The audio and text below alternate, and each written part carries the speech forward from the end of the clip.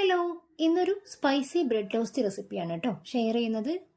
മിക്സിയുടെ ജാറിലേക്ക് ഒരു ചെറിയ കഷ്ണം ഇഞ്ചി, 1/4 ടീസ്പൂൺ കുരുമുളക്, ഒരു സവാള റഫായിട്ട് ചോപ്പ് ചെയ്തത്, 2 പച്ചമുളക്, 1 കപ്പ് ചിരകിയ തേങ്ങ, 1/2 കപ്പ് മല്ലിയില അരിഞ്ഞത് കൂടി ചേർത്ത് നന്നായിട്ടൊന്ന് ചതച്ചെടുക്കാം. ഇതിൽ നിന്ന് പകുതി മാറ്റി വെച്ചതിന് ശേഷം ബാക്കി പകുതിയിലേക്ക് 2 മുട്ട പൊട്ടിച്ചൊഴിച്ചു കൊടുക്കാം. 1/4 ടീസ്പൂൺ ഉപ്പ്, 1/4 ടീസ്പൂണിന് താഴെ പഞ്ചസാരയും കൂടി ചേർത്ത് പേസ്റ്റ് പരുവത്തിലാവാതെ അരച്ചെടുക്കണം.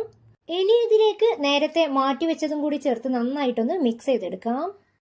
ഇനി ഓരോ ബ്രെഡ് സ്ലൈസ് എടുത്ത് മസാല നന്നായിട്ടൊന്ന് സ്പ്രെഡ് ചെയ്ത് കൊടുക്കാം.